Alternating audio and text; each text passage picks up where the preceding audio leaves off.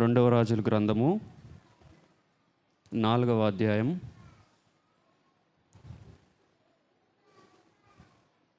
4వ అధ్యాయము మొదటి వచనము చదువుకుందాం.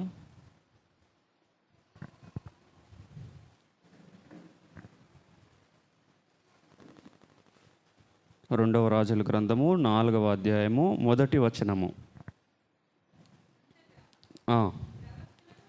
ప్రవక్తల శిష్యులలో ఒకని భార్య, నీ దాసుడైన నా పెనిమిటి చనిపోయెను, అతడు యెహోవా యందు భక్తిగలవాడై ఉండెనని నీకు తెలిసే ఉన్నది.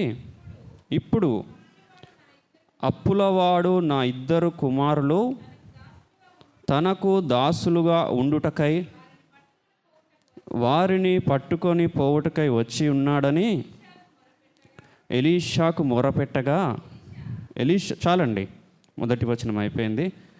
ఇక్కడ చూసినప్పుడు ఒక స్త్రీ కనిపిస్తుంది. ఆ స్త్రీ విధవరాలు. అందరు ఇక్కడ ఉన్నారండి?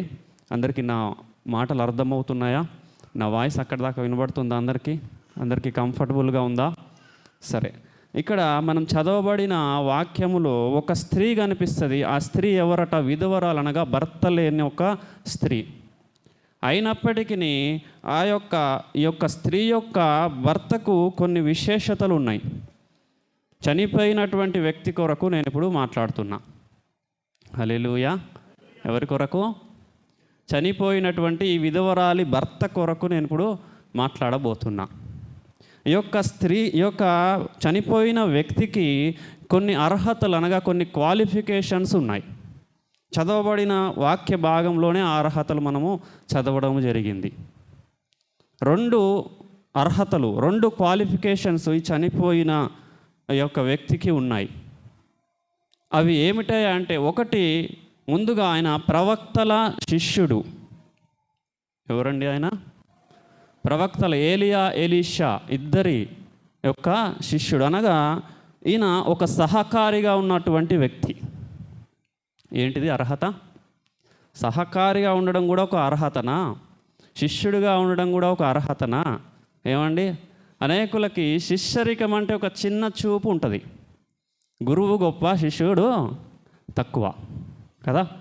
కాదండి. నువ్వు గురువు కావాలంటే ముందు శిష్యుడు అయి ఉండాలా. ఏమై ఉండాలా?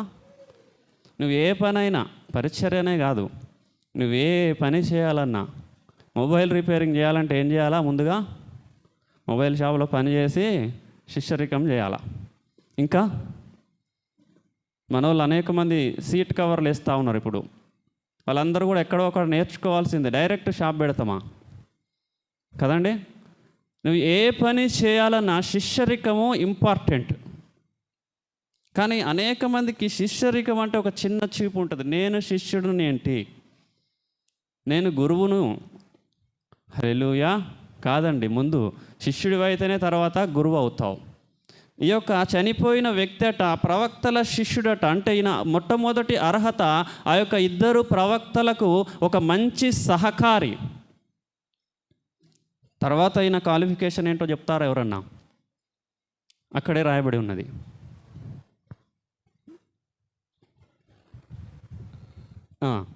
చెప్పండి. దేవుని యందు భక్తి గలవాడు. 2వ అర్హత, 2వ క్వాలిఫికేషన్ ఏంటి? దేవుని యందు భక్తి గలవాడు. మొదటగా దేవుని సేవకులకు సహకారి, శిష్యుడు. 2వదిగా ఎవరికి భక్తి గలవాడు? సేవకునికి కాదండి. హల్లెలూయా. పాస్టర్కి కాదు. పాస్టర్ని గౌరవించాలా, దేవుణ్ణి ఏం చేయాలా? పూజించాలా. హల్లెలూయా. రివర్స్ అయితే ఇబ్బంది అవుతుంది కదా? పాస్టర్ ఎంతవరకు ఉండాలో అంతవరకే ఉండాలి. అంతకంటే ఎక్కువ పాస్టర్ మీద అభిమానం అవసరంలే, భక్తి అవసరంలే కదా? ఈ యొక్క చనిపోయిన వ్యక్తి ఒకటి, ఆ యొక్క 2 ఏలియా, ఎలీషాల శిష్యుడు సహకారి. 2వది దేవుని యందు భక్తి గలవాడట. ఆ 2 అర్హతలు కలిగిన వ్యక్తి. ఈ 2 అర్హతలు ఈ యొక్క వ్యక్తికి, చనిపోయిన వ్యక్తికి ఉన్నాయట. ఆ చనిపోయిన వ్యక్తి యొక్క భార్య ఎలీషా దగ్గరికి, అనగా గురువు దగ్గరికి వచ్చి అంటున్నది, ఇప్పుడు మనం చదువుకున్నది అది, ప్రవక్తల శిష్యులలో ఒకని భార్య, నీ దాసుడైన నా పెనిమిటి చనిపోయాడు, అతడు యెహోవా యందు భక్తి గలవాడై ఉండనని ఎవరికి తెలిసి ఉన్నది? నీకు తెలిసే ఉన్నది అంటుంది. అంటే ఎవరికి తెలుసట? ఎలీషాకి తెలుసట. హల్లెలూయా. ఏం తెలుసు? ఈయన మంచి సహకారి, మంచి శిష్యుడని తెలుసు, దేవుని యందు భక్తి గలవాడై ఉండనని నీకు తెలిసే ఉన్నది. హల్లెలూయా. అంటే ఈ యొక్క చనిపోయిన వ్యక్తి కొరకు ఈ యొక్క ఎలీషాకు తెలుసు, నీకు తెలిసే ఉన్నది అంటున్నది. ఈ రోజున నీవు వెళ్ళే సంఘములో ఉన్నటువంటి సేవకుడు నీ కొరకు ఇటువంటి సాక్ష్యం ఇస్తున్నాడా? పరిశీలన చేసుకోవాలా. హల్లెలూయా. ఇదిగో అలా పలానా స్త్రీ అండి, చాలా భక్తి గలది, మంచి సహకారి అని సాక్ష్యం ఇస్తున్నాడా నీ సేవకుడు? ఆ లిస్టులో నీ ఉన్నావా, లేక ఆ లిస్టు బయట నువ్వు ఉన్నావా? పరిశీలన చేసుకోవాలా. ఒకవేళ ఆ లిస్టు బయట ఉంటే ఆ లిస్టులకి రావాలా. ఈరోజు దేవుడు మాట్లాడుతున్నాడు నీతో. ఉంటే ఏమవుతుందో కూడా ముందు భాగంలో నేను చెప్తా. శిష్యరికం చేస్తూ సహకారిగా ఉంటూ దేవుని యందు భయభక్తులు కలిగి ఉంటే ఏమవుతుందో కూడా ముందు భాగంలో నేను చెప్తా. హల్లెలూయా. సేవకుడు నీ కొరకు సాక్ష్యం ఇస్తున్నాడా? ఇదిగో పలానా వ్యక్తి అండి, ఆ పలానా వ్యక్తి చాలా భక్తి కలిగేవాడు, నా మీద కాదు దేవుని మీద. హల్లెలూయా. ఇదిగో పలానా వ్యక్తి మంచి సహకారండి, ఏ పని చెప్పినా వెంటనే చిటికలో దేవుని కొరకు చేస్తాడండి, మందిరం కొరకు చేస్తాడండి అని నీ సేవకుడు నీ కొరకు సాక్ష్యం ఇవ్వాలా. అటువంటి స్థానాన్ని నువ్వు సంపాదించుకుంటే నీవు ధన్యుడవే. హల్లెలూయా. మరి అటువంటి స్థానంలో నీవు ఉన్నావా లేవా? పరిశీలన చేసుకోవాలా. నీకు అర్థమైపోతుంది, నీకు తెలిసిపోతుంది. ఇక్కడట ఆ స్త్రీ ఎలీషాతో చెప్తుందట, నీ శిష్యుడు యెహోవా యందు భక్తి కలిగిన వాడని నీకు తెలిసే ఉన్నది. హల్లెలూయా. ఏమైందట? ఆ స్త్రీ యొక్క భర్త చనిపోయినప్పుడు అప్పుల వారు ఏం చేశారట? వాళ్ళ ఇంటికి వచ్చి కూర్చున్నారట. కూర్చొని, 2 కుమారులను నాకు దాసులుగా ఉండడానికి పంపివు ఇప్పుడే, లేదా నా అప్పు తీర్చు. అప్పులుంటే ఏం చేస్తారండి? అప్పుల వారు ఊకుంటారా? కదా. వారు ఊకునేవారైతే మనం నిశ్చింతగా నిద్రపోతాం. అప్పుల వారు ఊకోరు, ఎన్ని అనాలో అన్ని అంటారు కదా. ఇంటికి వచ్చి కూర్చుంటారు, డబ్బులు ఇవ్వమంటారు, డబ్బులు ఇవ్వకపోతే ఏదో ఒక సామాను, ఏదో ఒక వస్తువు నేను తీసుకొని వెళ్ళిపోతా. హల్లెలూయా. డబ్బులు ఇస్తావా చస్తావా, లేదా ఏది ఉంటుంది పట్టుకుపోతా అని ఒకటే గొడవ. ఇంటి చుట్టూ వాళ్ళు వింటారు, పరువు పోతుంది అప్పులు వాళ్ళ ఇంటికి వస్తాయి. ఈ భర్త లేని స్త్రీ ఇంటికి కూడా ఈ యొక్క అప్పులవాడు వచ్చి ఏం చేస్తున్నాడంటే, నీ 2 కుమారులను నేను తీసుకొని వెళ్తా అంటున్నాడు, లేదా నా అప్పు నాకు చెల్లించు అంటున్నాడు. ఆ సమయంలో ఎలీషాకు మొరుపెట్టిందట ఈ స్త్రీ, ఇదిగో ఇది పరిస్థితి అని. ఎలీషా ఏమంటున్నాడు చూద్దామా? 2వ వచనం. ఎలీషా, నా వలన నీకేమి కావలెను, నీ ఇంటిలో ఏమి ఉన్నదో అది నాకు తెలియచెప్పమనెను. అందుకామె, నీ దాసురాలనైన నా ఇంటిలో నూనె కుండ ఒకటి ఉన్నది, చాలండి. హల్లెలూయా. ఈ యొక్క చనిపోయినటువంటి వ్యక్తి భార్య అంటుంది, ఎలీషాకి మొరుపెట్టిందండి భార్య. చాలామంది అప్పులు ఉన్న వాళ్ళు అనుకుంటారు, నేను ఏం పాపం చేశానో, నేను ఏ తప్పు చేశానో, ఏ జన్మలో ఏ పాపం చేశానో ఈ అప్పు నన్ను పట్టుకున్నది, ఇక వదలట్లే. ఈ ఆర్థిక సమస్య నన్ను పట్టుకున్నది, నన్ను విడిచిపెట్టట్లే. నేను ఏం తప్పు చేశా, ఏం పాపం చేశా, నేను చేసిన తప్పేంది, ఈ అప్పు నన్ను ఎందుకు విడిచిపెట్టట్లే. హల్లెలూయా. నువ్వు పాపం చేస్తేనే, నువ్వు తప్పు చేస్తేనో నీకు అప్పు కాలే. ఇక్కడ అప్పున్న వ్యక్తి ఎవరట? మంచి సహకారి శిష్యుడట. 2వదిగా భక్తిపరుడని బైబిల్లో రాయబడి ఉంది. ఆయనకి ఏముంది? అప్పు ఉంది. హల్లెలూయా. ఎవరికి ఉంది అప్పు? దేవుని యందు భయభక్తులు కలిగి బైబిల్ గ్రంథంలో రాయబడి ఎలీషా యొక్క శిష్యునికి ఏముందండి? అప్పు ఉన్నది కదా. చాలామంది మైండ్ సెట్ ఎట్లుంటుందంటే, నాకు అప్పు ఉందంటే నేను ఏదో పాపం చేస్తా, ఏదో తప్పు చేస్తా, ఏదో దోషం ఉంది, ఏదో శాపం ఉంది, అది ఉంది, ఇది ఉంది. కాదండి, కొన్ని దేవుని నామ మహిమార్థమై కూడా నీ జీవితంలో అప్పు ఉండవచ్చు. నీ అప్పును బట్టి నీవు కృంగిపోమాక, నీ అప్పును బట్టి నువ్వు తలదించుకోమాకు. నీ అప్పును బట్టి నిరంతరము దాని గురించే ఆలోచించి టెన్షన్ పడిపోకు. నీకు అప్పున్న సంగతి నీ దేవునికి తెలుసు, నీకు సమస్య ఉన్న సంగతి నీ దేవునికి తెలుసు. అది దేవుని నామ మహిమార్థమే ఉందేమో, బహుశా సరి అయిన సమయంలో దేవుడు దాన్ని తీసివేస్తాడు. నీకు ఆర్థిక సమస్య, అప్పున్న దేవుడిని పోషిస్తున్నాడా లేదా? ఏమండి, 3 పూటలు తిండి పెడుతున్నాడా లేడా దేవుడు? అప్పున్న 3 పూటలు తిండి పెడుతున్నాడు, మనం బ్రతుకుతున్నాం కదా. ఆర్థిక సమస్యలు ఉన్న సంగతి దేవునికి తెలుసు. దాన్ని శాపమనో పాపమని అనుకోబాక, విరక్తిలోకి వెళ్ళమాకు. హల్లెలూయా. ఇక్కడ అప్పున్న వ్యక్తి ఎవరట? ప్రవక్తల శిష్యుడట, భక్తి కలిగిన వాడట దేవుని అందు, అయినా ఆయనకు అప్పు ఉన్నది. Praise lord. ఆ యొక్క అప్పు సంగతి చెప్పిన తర్వాత ఎలీషాకు మొరబెట్టినప్పుడు ఎలీషా అంటున్నాడు, ఎలీషా, నా వలన నీకు ఏమి కావాలి? అమ్మ, నేను నీకు ఏమి చేయాలా?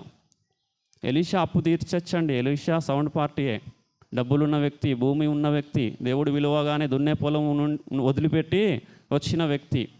ఈ స్త్రీ చెప్పగానే ఆ యొక్క సేవకుడు, ఆ యొక్క ఎలీషా, ఇదిగో అమ్మ, డబ్బులు తీసుకొని పోయి కట్టుకోపో అని ఇవ్వచ్చు. చాలామంది మన వాళ్ళు కూడా అనుకుంటారు, నాకు ఆర్థిక సమస్యలు ఉన్నాయి అన్నప్పుడు అయ్యగారు ఒక 50,000, 10,000, 20,000 ఇస్తే నా సమస్య తీరిపోతుందిగా. హల్లెలూయా. లేదా ఒక బియ్యం బస్తా ఇస్తే నా సమస్య తీరిపోతుందిగా. అయ్యగారి దగ్గర కారు ఉంది, మంచి పెద్ద చర్చ్ ఉంది, ఇల్లు ఉంది, అన్నీ ఉన్నాయి కదా.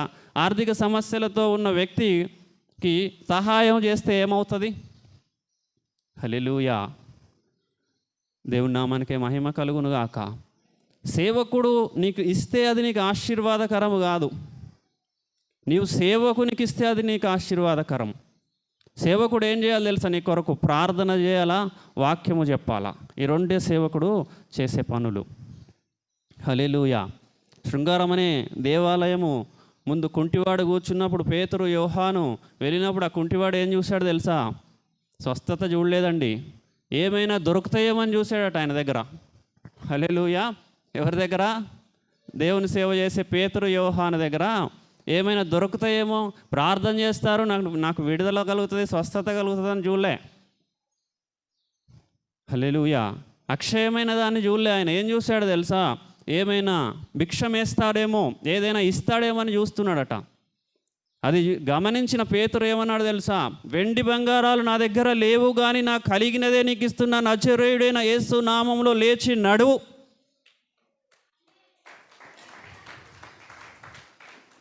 హల్లెలూయా.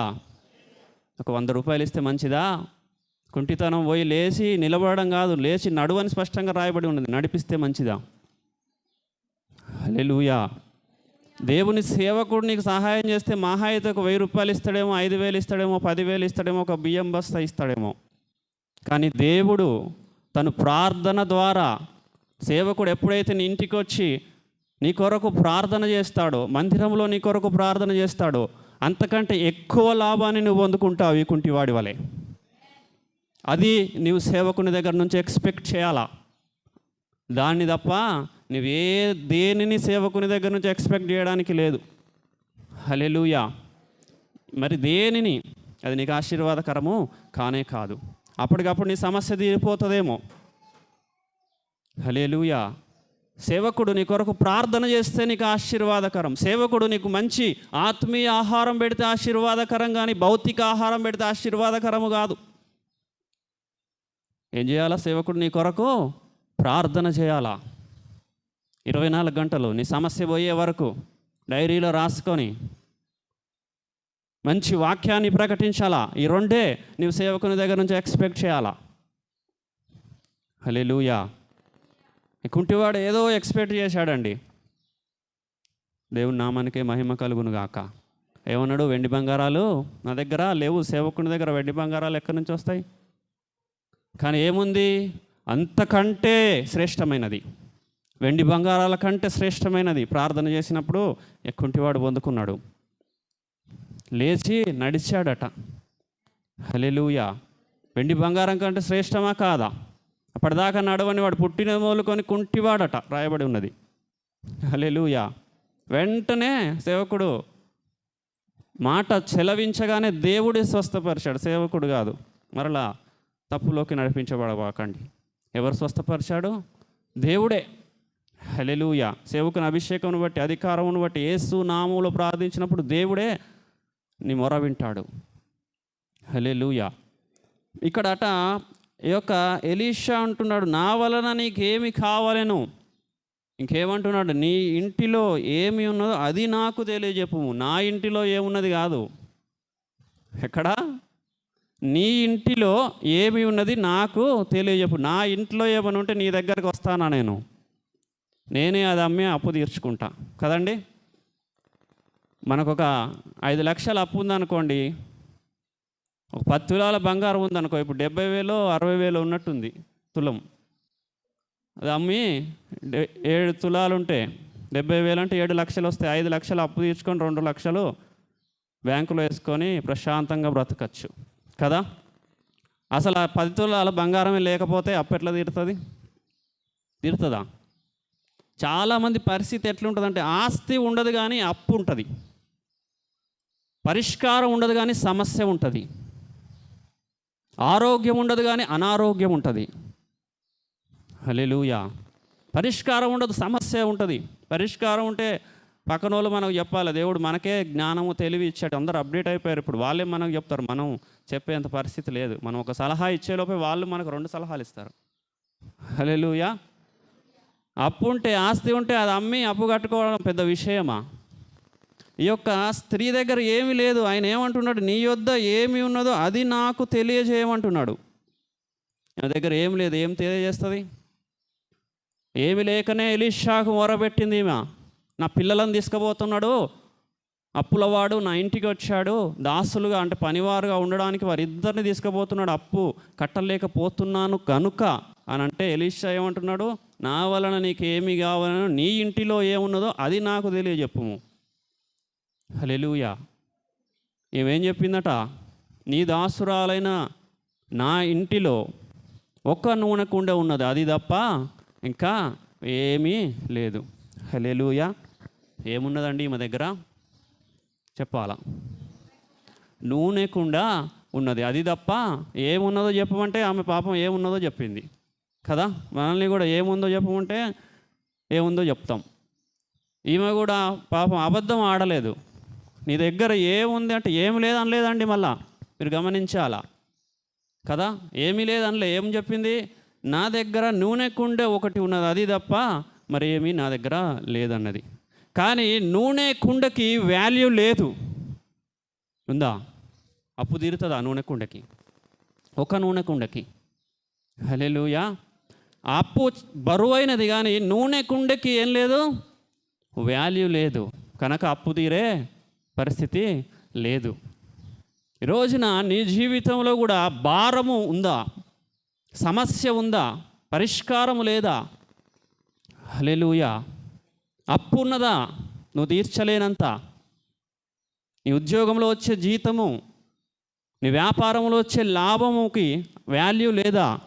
అప్పు తీర్చేంత స్థాయిలో నీకు వచ్చే ధనము లేదా? ఈ యొక్క స్త్రీ వలె. ఈ స్త్రీ దగ్గర ఏముందండి?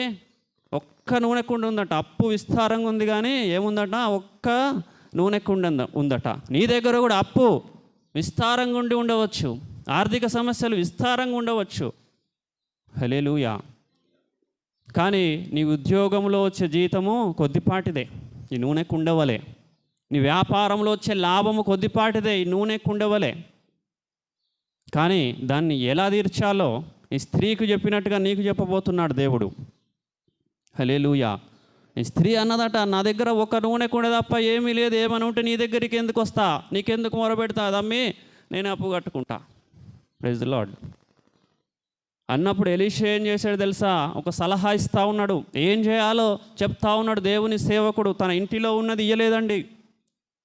తన ఇంటిలోకి పోయి, అవునా అమ్మ ఒక్క నిమిషం ఉండని లోపలికి వెళ్ళి ఉన్నది తీసుకొచ్చేయలే. ఏం చేస్తున్నాడు తెలుసా? సరే నీ దగ్గర ఉన్నది ఇదా, ఓకే, నేను నీకు మార్గం చూపిస్తా, నేను నీకు సలహా ఇస్తా, అని చెప్పి సలహా ఇస్తున్నాడు. ఏం సలహా ఇస్తున్నాడో చూద్దామా? 3-4 వచనాలు చదువుకుందాం.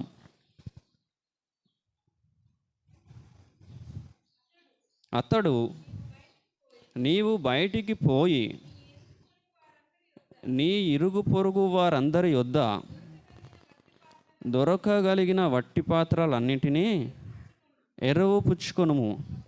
అప్పుడు నీవు నీ ఇంటిలోనికి వచ్చి నీవును నీ కుమారును లోపల నుండి తలుపు మూసి ఆ పాత్రలన్నిటిలో నూనె పోసి నిండినవి ఒక తట్టును ఉంచుమని ఆమెతో సెలవేయగా చాలండి. ఏం చెప్తున్నాడండి నా సలహా? నూనెకు ఉండే ఒకటే ఉన్నది. అయితే నువ్వు బయటికి పోయి ఇరుగు పొరుగు వారి యొద్ద వట్టి పాత్రలు దొరకగలిగినట్టు ఎన్ని దొరికితే అన్నీ ఏం తెచ్చుకోమంటున్నాడు? ఖాళీ పాత్రలు అరువు పుచ్చుకొనుము. హల్లెలూయా. ఖాళీ పాత్రలను అరువు తెచ్చుకొని ఏం చేయాలంట? నీవు నీ కుమారుడు లోపట నుండి తలుపు వేసి అవన్నీ ఒక దగ్గర పెట్టమన్నాడు. పోయిందా ఇస్త్రీ? తెచ్చుకుందా ఖాళీ పాత్రలు? పంపించిందా?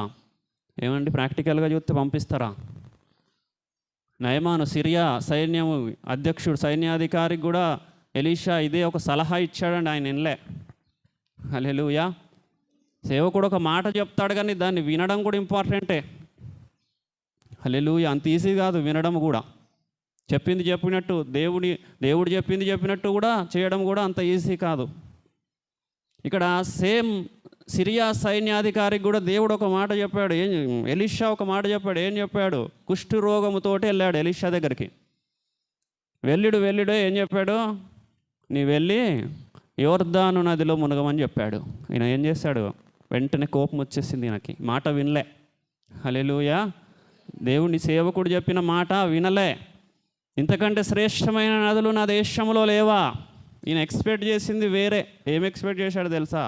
కుష్ఠరోగం ఉందనగానే సేవకుడు వచ్చి ఆ రోగం ఉన్న దగ్గర చేయి ఆడించి ప్రార్థన చేస్తాడు, అప్పుడు నాకు స్వస్థత కలుగుతుందని ఎక్స్పెక్ట్ చేశాడు కదా. మనం కూడా అనేకం ఎక్స్పెక్ట్ చేస్తాం. అవి జరగకపోతే మనం డిసప్పాయింట్ అయిపోతాం కదండి. సేవకుడు అలా ఉండాలని ఎక్స్పెక్ట్ చేస్తాం, సేవకుడు ఇలా ఉండాలని ఎక్స్పెక్ట్ చేస్తాం. అలా లేకపోతే కొన్నిసార్లు కొంతమంది హల్లెలూయా డిసప్పాయింట్ అయిపోతారు కదా. కానీ సేవకుడు నీవు అనుకున్నట్టు ఉండడు, సేవకుడు దేవుడు అనుకున్నట్టు ఉంటాడు. హల్లెలూయా. దేవుడు నడిపించే నడిపింపు ప్రకారము దేవుడిచ్చిన ఆలోచనలను బట్టి నడిచేవాడు సేవకుడు. Praise the lord.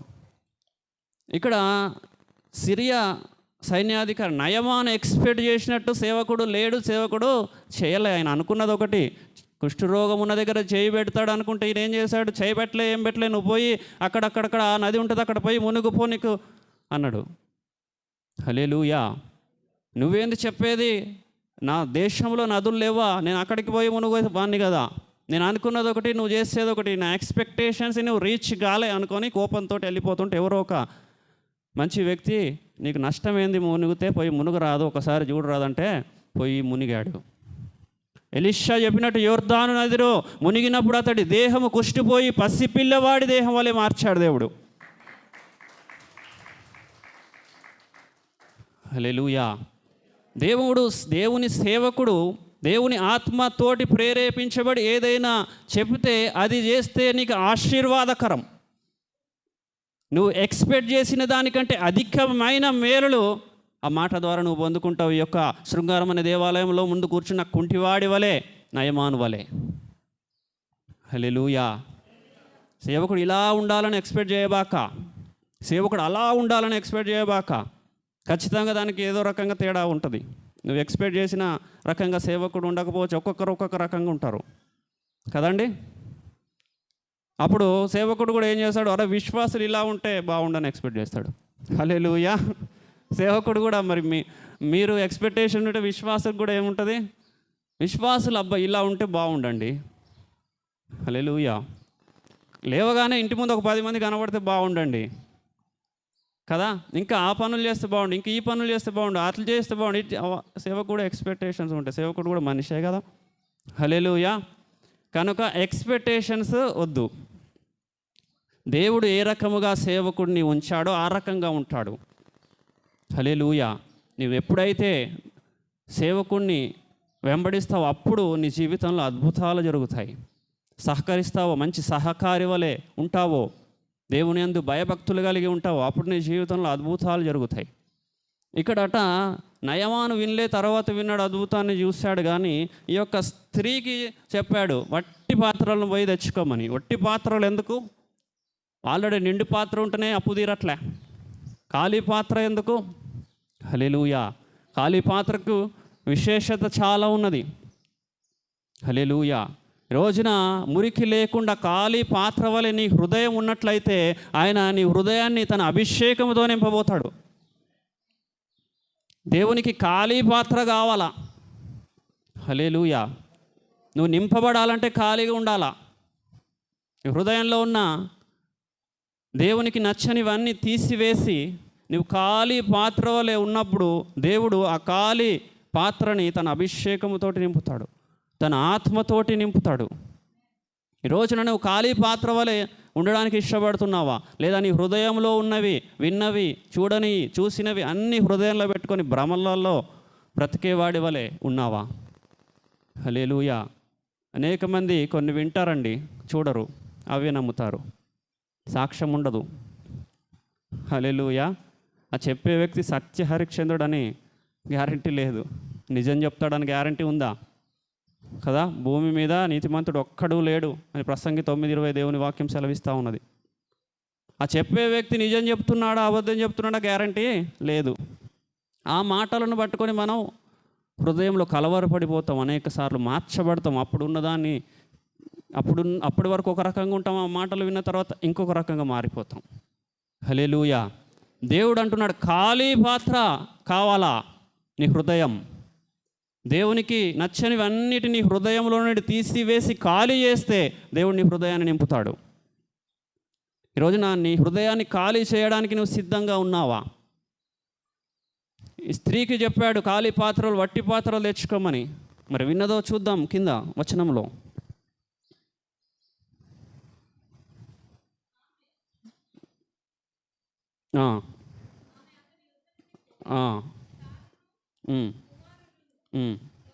లోపల నుండి తలుపు మూసి కుమారులు తెచ్చిన పాత్రలలో నూనె పోసెను. హల్లెలూయా. ఏం చేసిందండి ఆమె? విన్నది, కౌంటర్ వేయలే. వట్టి పాత్రలు ఎందుకు అనలే, నయమాను వలె కోపం తెచ్చుకోలే. హల్లెలూయా. వట్టి పాత్రలు తీసుకురమ్మనగానే కుమారులను పంపించింది, వట్టి పాత్రలు తెచ్చుకొని వాటన్నిటిలో నూనె పోసింది. ఒక కుండలో ఉన్న నూనె ఎన్ని కుండలకు వస్తుందండి? ఒకే ఒక కుండలకు వస్తుంది. ఈమె పాత్రలు అయితే తెచ్చుకున్నది, ఇంకేం చేయమన్నాడంట తెలుసా? నిండినన్ని ఒక తట్టు పెట్టమన్నాడు. అసలు నిండితే కదా ఒక తట్టు పెట్టేది. హల్లెలూయా. ఒక కుండలో ఉన్న నూనె ఒకటే కుండలకు వస్తుందా, 10 కుండలకు వస్తుందా? ఒక గ్లాసు వాటర్ ఇంకో గ్లాసులకు వస్తుందా, 10 గ్లాసులకు వస్తుందా? ఒకటే గ్లాసు. ఒక కుండలో ఉన్న నూనె ఒకటే కుండలకు వస్తుంది. మరి ఇంకా నిండినే అని ఒక తట్టు పెట్టడం ఏంది? అసలు నిండితే కదా. హల్లెలూయా. సేవకుడు విచిత్రమైన విషయాలు చెప్పాడు ఈమెకి. ఒకటి, నా దగ్గర లేవు, నీ దగ్గర ఏమున్నాయని అడిగిండు. రెండవది, వట్టి పాత్రలు తీసుకొచ్చుకోమన్నాడు. ఈమె ఆ మాట విని పాత్రలన్నీ తెచ్చుకుందట. తర్వాత వచనం ఒకసారి చదువుకుందాం, 6వ వచనం. పాత్రలన్నీ నిండిన తరువాత ఇంకా పాత్రలు తెమ్మని ఆమె తన కుమారునితో చెప్పగా వాడు మరేమీ లేవని చెప్పెను. అంతలో నూనె నిలిచిపోయెను. హల్లెలూయా. ఈమె తెచ్చుకున్న ఖాళీ పాత్రలన్నీ నూనెతో నింపబడ్డాయి. హల్లెలూయా. ఎన్ని పాత్రలు లెక్క లేదు. ఎన్ని పాత్రలు తెచ్చుకుందాం. ఒక కుండ అంటే ఇంకొక కుండ తెచ్చుకుంటే సరిపోతుంది. కానీ దొరకగలిగినట్టు ఎన్ని దొరికితే అన్ని తెచ్చుకోమ్మా, వాటన్నిటినీ దేవుడు నింపబోతా ఉన్నాడు అని సేవకుడు చెప్పాడు. హల్లెలూయా. ఆ మాటను బట్టి పాత్రలన్నీ తెచ్చుకొని ఏం చేసింది? సేవకుడు చెప్పిన దాని ప్రకారము పోసినప్పుడు నింపబడ్డాయట పాత్రలన్నీ. ఇంకా వాళ్ళ కుమారులను పంపిస్తుంది, ఇంకా ఏముంటే తీసుకురాపో, ఇంకా నింపుదాం. వాళ్ళు పోయి ఇంకా అయిపోయినాయి. ఇరుగు పొరుగు వారి దగ్గరైనా ఎన్ని ఉంటాయండి? ఒక్కొక్క ఇంట్లో ఒక 2, 3 ఇస్తారు కదా. రెండో మూడో ఇస్తారు. ఒక దొరకగలిగినట్టు ఎన్ని దొరుకుతా అన్నీ తెచ్చేసాడు. ఇంకా నూనె ఉంది, ఇంకా తీసుకురాపో అంటే ఇంకా దొరకట్లేవు, ఇంకా అయిపోయినాయి అని చెప్పాడు. వెంటనే ఆమెకి ఎంత కావాలో అంత సమృద్ధి రాగానే నూనె నిలిచిపోయిందట. ఒక్క నూనె కుండితోటి ఎన్ని పాత్రలు దేవుడు నింపాడు చూడండి.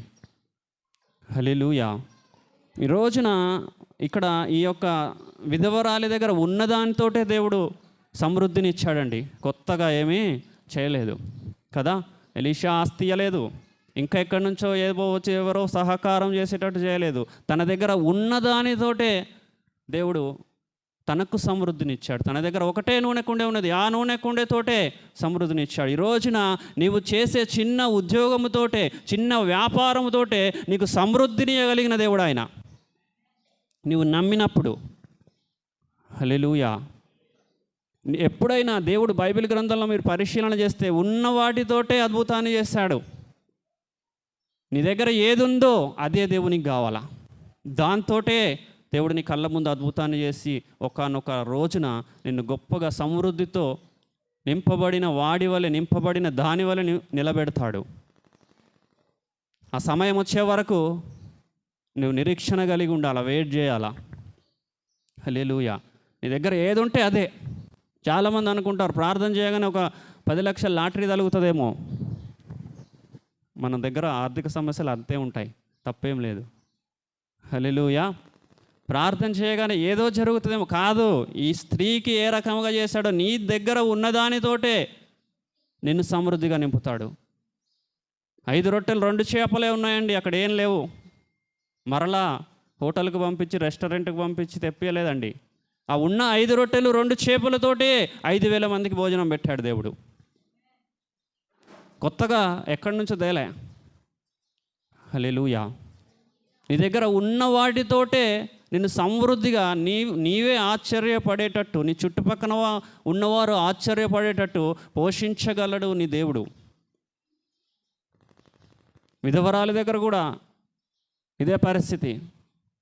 తొట్టెలో పిండి, బుడ్డలో నూనె ఉన్నదట. ఆ రెండిటితోటే 3.5 సంవత్సరాలు పోషింపబడేటట్టు చేశాడు. హల్లెలూయా. నీ దగ్గర ఏది ఉన్నదో అది నీ దేవుని ముందు పెడితే దానితోటే నిన్ను గొప్పగా పోషించే దేవుడై ఉన్నాడు ఆయన. హల్లెలూయా. అనేక మంది అనుకుంటారు ఆశీర్వాదం ఎక్కడి నుంచో వస్తుంది, ఏదో జరుగుతుందని. కాదండి, ఆల్రెడీ నీ దగ్గరే ఉన్నది ఆశీర్వాదం. దానిని నీవు దేవుని ముందు ఎప్పుడైతే పెడతావో అప్పుడు అది ఇంకా ఆశీర్వాదం వలె మార్చి చూపిస్తాడు. ఈ విధవరాలకి అప్పు మాత్రమే తీర్చిండా? కింద వచనం చదువుకుందామా? అందరూ అప్పు ఒకటే పోయింది అనుకుంటున్నారేమో. చూద్దామా, 7వ వచనం చదువుకుందాం. ఆమె దైవజనుడైన అతని యొద్దకు వచ్చి సంగతి తెలియచెప్పగా అతడు, నీవు పోయి ఆ నూనెను అమ్మి నీ అప్పు తీర్చి మిగిలిన దానితో నీవును నీ పిల్లలను బ్రతుకుడని ఆమెతో చెప్పాను. చాలండి. ఏమైంది ఈమె విషయంలో? అప్పు ఒకటే తీరిందా? ఏం జరిగిందండి? నీవు పోయి ఆ నూనెను అమ్మి అప్పు తీర్చగా ఇంకా మిగిలిందట ధనము. హల్లెలూయా. ఏం అడిగింది? అప్పు మాత్రమే తీర్చు, నా యొక్క కుమారులు పోకుండా కాపాడుమని అన్నది. అప్పు పోను, ఇంకేందట మిగిలిన దానితో నీవును నీ పిల్లలు బ్రతుకుడని. అంటే అడిగిన దానికంటే అత్యధికం ఇచ్చే దేవుడు నీ దేవుడు. నువ్వు దేవుని దేని కొరకైతే అడుగుతావో అది మాత్రమే ఇచ్చి నిన్ను విడిచిపెట్టేవాడు కాదు ఆయన. అడిగిన దానికంటే అధికం ఇచ్చే దేవుడు. ఈ స్త్రీకి అప్పు మాత్రమే తీర్చమన్నది, కానీ అప్పు తీర్చాడు. ఇంకా నీ పిల్లలు నీవు బ్రతకడానికి ఇక మిగిలిన దాన్ని వాడుకోమన్నాడు. ఎంత గొప్ప దేవుడు అండి. హల్లెలూయా.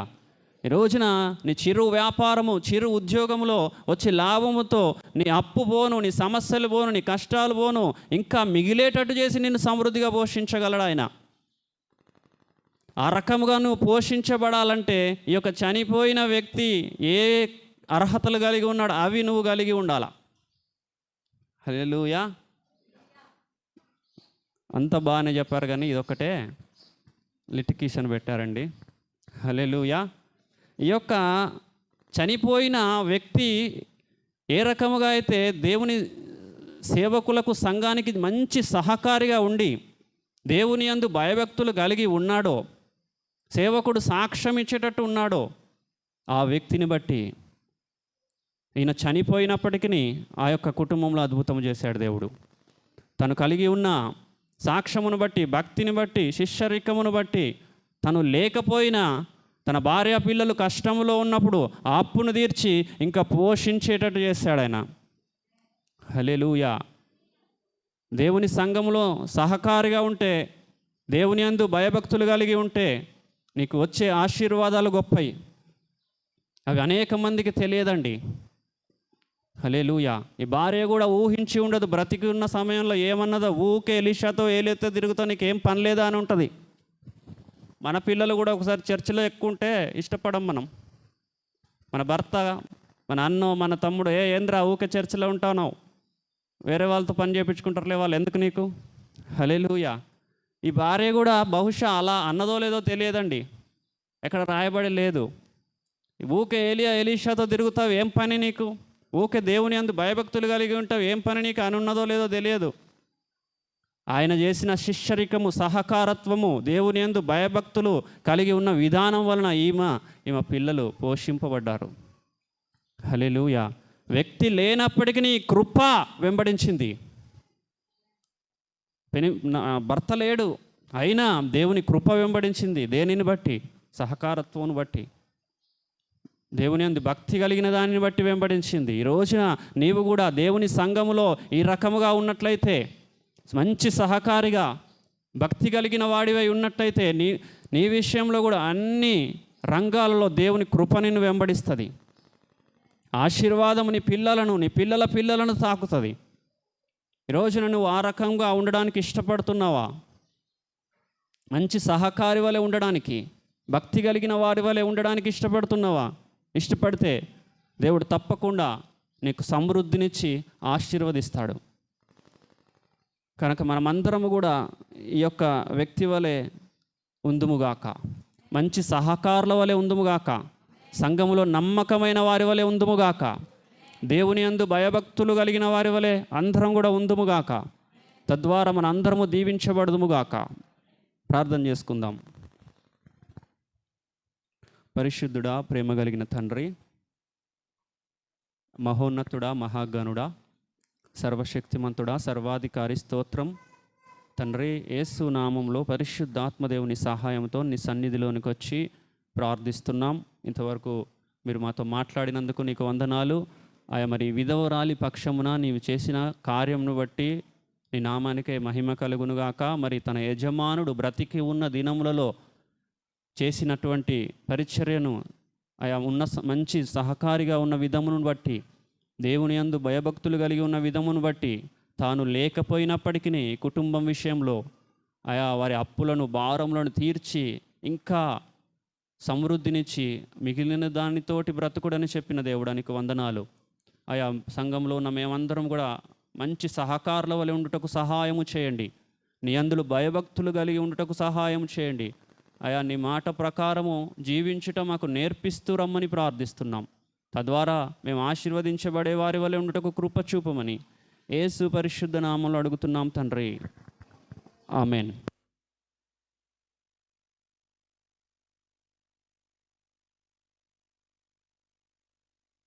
ఆమెన్. హల్లెలూయా, హల్లెలూయా. చక్కటి వాక్యము మనం విని ఉన్నాం కదా. ఏం నేర్చుకున్నాం? మనమందరం కూడా సేవకుడి దగ్గర నుండి సాక్ష్యము పొందుకునే వారంగా ఉండాలి. హల్లెలూయా. మొదటిది ఏంటండి? సాక్ష్యము. మనల్ని బట్టి సేవకుడు, ఇదిగో ఫలానా వారు, ఫలానా అనిల్ తమ్ముడు, ఫలానా శశి అక్క, ఫలానా అని చెప్పి మన గురించి సాక్ష్యం చెప్పే విధముగా అంత చక్కటి శిష్యరిత్కాన్ని మనము చేసేవారమై ఉండాలి. హల్లెలూయా, హల్లెలూయా. అలాగే ఏంటంట, మన దగ్గర ఏమి ఉందో దానిని